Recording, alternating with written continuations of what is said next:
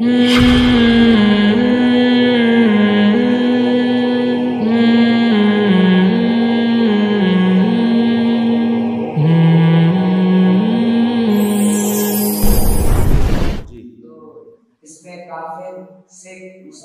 ہندو قادیانی آپس میں کیوں لڑتے رہتے ہیں؟ اور اگر ہم آپس میں بھائی ہیں تو ہمارا دین مذہب ایک دوسرے سے مختلف کیوں ہے؟ یہ کہہ رہے ہیں کہ جی ہندو مسلمان سکھ عیسائی آپس میں کیوں لڑتے ہیں. ایک دفعہ ایک کلپ آیا تھا 50-50 پرانا، یاد ہوگا آپ کو 50-50 آیا کرتا تھا، بڑا طنز و مزاح ہوتا تھا. آج کل یوٹیوب پہ نا اور واٹس ایپ پہ لوگ اس کی پرانے کلپ بھیج دیتے ہیں تو پرانی یادیں تازہ ہو جاتی ہیں. تو اس میں ایک پروگرام تھا کہ انور مقصود نے معین اختر سے پوچھا کہ آپ کے ماموں کیا کرتے ہیں. معین اختر نے کہا ماموں کی باتیں ماموں سے پوچھیں آپ. صحیح ہے نا؟ تو دیکھیں جو سکھ عیسائی ہندو مسلمان آپس میں لڑتے ہیں تو جو لڑتے ہیں یہ سوال ان سے پوچھا جائے گا، وہ ہمارے مشورے سے نہیں لڑتے. ہاں قرآن کی اس بارے میں کیا تعلیمات ہیں؟ قرآن کی تعلیمات یہ ہیں 28ویں پارے میں لا ینہاکم اللہ عن الذین لم یقاتلوکم فی الدین ولم یخرجوکم من دیارکم ان تبروہم وتقسطوا الیہم. اللہ نے غیر مسلموں کی دو قسمیں بیان کی ہیں قرآن میں. ایک وہ جو تم سے دشمنی رکھتے ہیں، اخرجوکم من دیارکم، جنہوں نے تمہیں تمہارے گھروں سے نکالا، تم سے میدان جنگ میں لڑتے ہیں، جنہوں نے تم پہ ظلم کیا، جن سے تمہاری لڑائی ہے. تو قرآن کہتا ہے ان سے تمہیں اچھا سلوک کرنے کی اجازت نہیں ہے. یہ دنیا میں کہیں بھی، یہ دنیا کے ایک اصول ہے نا کہ جس قوم سے لڑائی ہو رہی ہوتی ہے تو اس سے تو لڑائی ہو رہی ہے نا آپ کی، تو لڑائی کا مطلب تو لڑائی ہے. ہاں ان میں جو کوئی قید ہو جائے جنگ کے دوران، پھر قرآن اس قیدی کے ساتھ اچھا سلوک کرنے کا حکم دیتا ہے. سورہ دہر میں آپ دیکھ لیں وَيُطْعِمُونَ الطَّعَامَ عَلَىٰ حُبِّهِ مِسْكِينًا وَيَتِيمًا وَأَسِيرًا. قرآن کہتے ہیں ہمارے نیک بندے قیدیوں کو بھی کھانا کھلاتے ہیں. تو ظاہر ہے یہ قیدی وہی قیدی تھے جو جنگ میں قید ہو کر آتے تھے، ان کا خیال کرتے ہیں. دوسرے غیر مسلم وہ ہیں جو میں نے اس یہ آیت تلاوت کی ہے لا ینہاکم اللہ عن الذین لم یقاتلوکم فی الدین. وہ غیر مسلم جو لڑتے نہیں ہیں، تم پہ ظلم نہیں کرتے، تو اللہ کہتے ہیں ان سے اچھا سلوک کرو. کیوں؟ ان اللہ یحب المقسطین، اللہ انصاف کرنے والوں اور اچھا سلوک کرنے والوں کو پسند کرتا ہے. حضرت قتادہ رضی اللہ تعالیٰ عنہ ایک بہت بڑے تابعی ہیں، ان سے کسی نے پوچھا کہ کیا میں کسی غیر مسلم سے اچھا سلوک کروں؟ انہوں نے قرآن کی آیت تلاوت کی قولوا للناس حسنا، کہ لوگوں کے ساتھ اچھی طرح سے پیش آؤ. انہوں نے کہا اللہ نے لوگوں کا تذکرہ کیا ہے، یہاں اسپیسیفک مسلمانوں کا تذکرہ نہیں کیا. تو لوگ میں تو غیر مسلم بھی داخل ہیں. رہا یہ مسئلہ کہ سب کے کانسیپٹ اور نظریات الگ الگ کیوں ہیں، دیکھیں یہ تو قرآن کی میں اللہ نے بتایا ہے کہ کچھ لوگ اللہ کے وجود کے قائل ہوں گے، کچھ منکر ہوں گے، کچھ توحید کے قائل ہوں گے. یہ تو آزمائش ہے. وَلِذَٰلِكَ خَلَقُوا، اسی آزمائش کے لیے اللہ نے لوگوں کو پیدا کیا ہے. پھر اللہ قیامت میں چھانٹی کریں گے کون صحیح عقیدہ لے کر آیا اور کون غلط عقیدہ لے کر آیا. تو یہ اختلاف قیامت تک چلتا رہے گا. ہمارا کام یہ ہے کہ ہم اس اختلاف میں دیکھیں کہ صحیح کون ہے اور غلط کون ہے.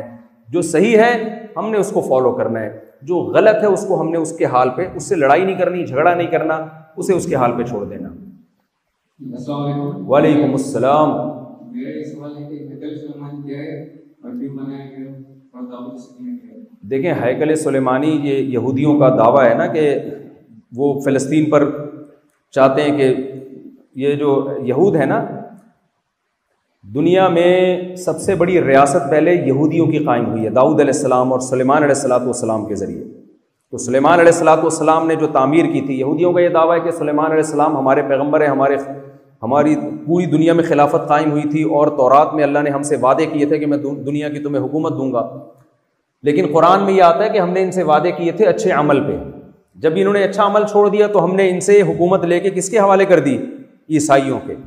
پھر عیسائیوں نے دنیا میں بہت بڑی ریاست تھی، بہت بڑی حکومت تھی.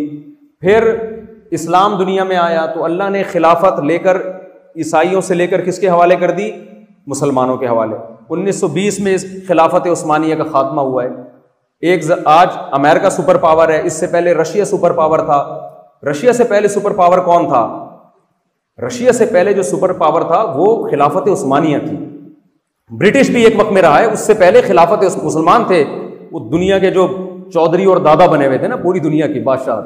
جب کوئی قوم عمل چھوڑ دیتی ہے تو اللہ اس سے ریاست اور خلافت لے لیتے ہیں. مسلمانوں میں کچھ کوتاہیاں تھیں. اب یہودیوں کا یہ دعویٰ ہے کہ سلیمان علیہ السلام نے جو مسجد اقصیٰ میں جو تعمیر کی تھی نا, جہاں ان کی خلافت پوری دنیا میں قائم ہوئی تھی, ہم اس خلافت کو دوبارہ بحال کرنا چاہتے ہیں, اس لیے وہ اسرائیل پر قبضہ کرنا چاہتے ہیں, اور پھر وہ کہتے ہیں کہ یہاں سے پھر ہماری پوری دنیا میں حکم. ان کے بڑے لمبے چوڑے پلان ہیں, ایسا نہیں ہے کہ اسرائیل پہ قبضہ, وہ کہہ رہے ہیں پوری دنیا پہ ہمارا قبضہ ہوگا, بالکل اسی طرح جیسے داؤد علیہ السلام کے دور میں تھا. جی وعلیکم السلام. میرا یہ سوال ہے کہ اسلام کے اندر یہ ہے کہ رشوت دینے والا اور رشوت دینے والا دونوں جہنم کی آگ ہے. جی. تو کبھی کبھی ایسی سچویشن آ جاتی ہے کہ ہم رشوت دینے پر مجبور ہو جاتے ہیں, کیا اس پر ہمیں گناہ ملے گا؟ دیکھیں, اگر کوئی آپ کا جائز حق ہی مار رہا ہے, آپ کا حق بنتا ہے. مثال کے طور پر ایک عورت کورٹ میں جاتی ہے, اس کا بھائی اس کو وراثت نہیں دے رہا, اور بھائی نے وکیل کو پیسے کھلا دیے, ہوتا ہے نا ایسے, رشوت دے کے پیسے کھلا دیے. اب یہ کورٹ میں جاتی ہے, اس کو پتا ہے کہ میرا حق مجھے نہیں ملے گا, تو یہ ظلم سے بچنے کے لیے اگر وکیل کو رشوت دیتی ہے, ظلم سے بچنے کے لیے, یہاں کسی کا حق مارنے کے لیے نہیں, بلکہ اپنے اوپر ظلم سے بچنے کے لیے, تاکہ مجھے میرا حق ملے. اس کو پتا ہے یہ رشوت دیے بغیر مل نہیں رہا.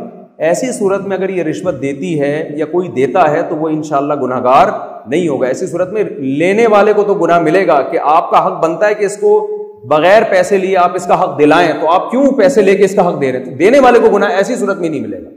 تو اصول اور ضابطہ یہ ہے کہ اگر آپ کے اوپر ظلم ہو رہا ہے اور آپ کو پتا ہے کہ رشوت دیے بغیر مجھے میرا جائز حق بھی نہیں ملے گا, تو پھر دینا جائز ہے, لینا بہر صورت ناجائز ہے.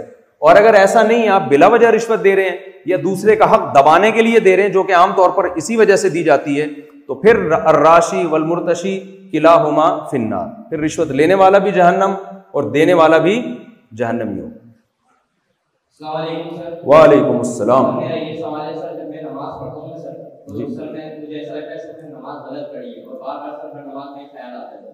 جی, یہ وسوسہ ہے. یہ کوموڈور صاحب بتا رہے تھے, آج کل جو سائیکالوجسٹ ہیں نا وہ بھی آ گئے ہیں اسکولوں میں, اداروں میں. تو یہ میرا کیس نہیں ہے, یہ نفسیاتی ڈاکٹر کا کیس ہے. حقیقت بتا رہا ہوں میں آپ. بعض لوگوں کو وضو کے بارے میں شبہ ہو جاتا ہے. ہمارے ایک ریلیٹیو کو شبہ ہوا کہ پتہ نہیں میں وضو کرتا ہوں تو ہوتا ہی نہیں ہے. تو پہلے انہوں نے نلکے سے وضو کیا, پھر دوبارہ وضو کیا, پھر تیسری دفعہ کہ شاید کوئی جگہ خشک رہ گئی ہو.